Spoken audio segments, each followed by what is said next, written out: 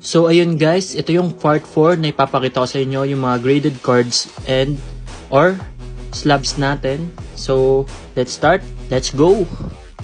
First card, LeBron James the King, rookie year, graded PSA 9, upper deck, state champs. Ganda na ito, naka high school jersey pa siya dito. Nanalo pala sila kanina sa preseason game nila kanina against Brooklyn Nets. Next card, also LeBron James, on the air, upper deck, graded PSA 9.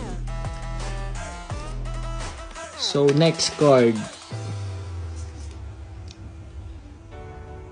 LeBron James again, preps to the pros,